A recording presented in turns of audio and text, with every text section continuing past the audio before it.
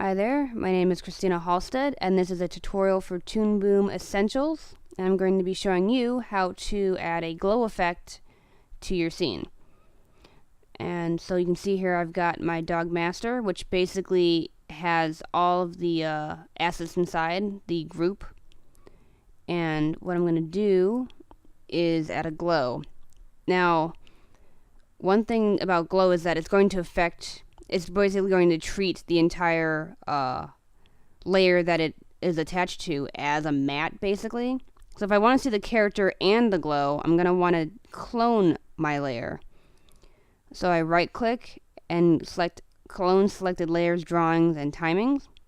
I do that way if I animate my character, the clone will mimic the master that's being animated, and therefore the glow will follow the character. So I'm going to go ahead, so I don't get them confused, I'm going to call this Dog Glow. And what I'm going to do now is add the glow effect to it. And there are a couple ways you can add effects to your scene. One way is to go up to the Insert drop-down menu, go to Effects, and find it there. You can also right-click on it, go to Insert, go to Effects, and find it that way as well. Or you can go to Add Layers, which is this symbol right here, Effects, and Glow. I'm going to go ahead and add that. There we go. What I did was basically didn't actually attach itself to the layer, so I went ahead and dragged it to the layer and attached it by dropping it onto the layer. So now you can see there's all sorts of craziness going on with this character. Basically, all his pieces have the glow effect on them. Now, if we want to actually see what it's going to look like when it's rendered, we have to exit OpenGL view, which is right here, and go into Render View. There we go. And we can see that the character is actually lightly colored. If I turn off the system there, the layer for the matte, essentially, he goes back to his regular colors. Oops, we got an extra bit right here. Go ahead and get rid of that. Turn off view. There we go. So here is our glow effect. Now, the way we work with that is, actually go back to the glow. There it is. Alright, so if we go into the layer properties, we can see that there are a couple of parameters we can mess with. First thing I'm going to show you is the color.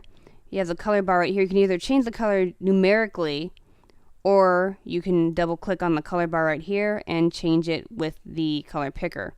I'm going to go ahead and turn him fluorescent green, because that's fun.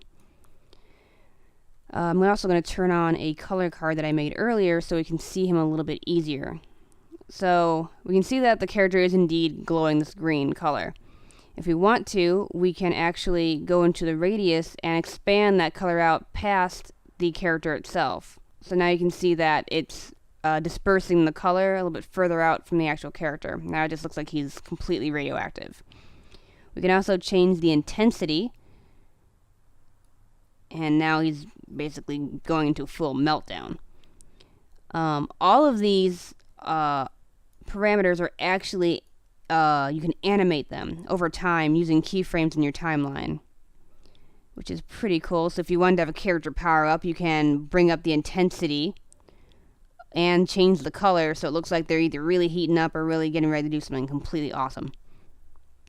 Another thing we can do, we can actually invert the matte, which has a real cool effect. Let's say your character was standing in the doorway of a darkened room and had a bright light behind them. This effect would give you this awesome bright background, and you can see the color leaking into the character, so it looks like he has a core shadow. It's a pretty cool effect. Another thing you can do is use the source color. In this case, because we do have the actual assets as the source matte for the glow, we can actually use source colors, and it'll kind of make the character look like he's glowing from the inside, kind of like a nightlight.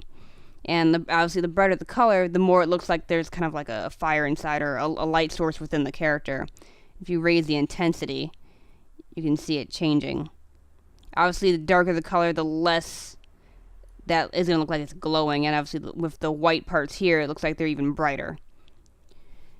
And you'll notice that the color part is dimmed out. That's because we're using the source color, and you won't be able to change any of that while that is checked. And that is how you use the glow effect.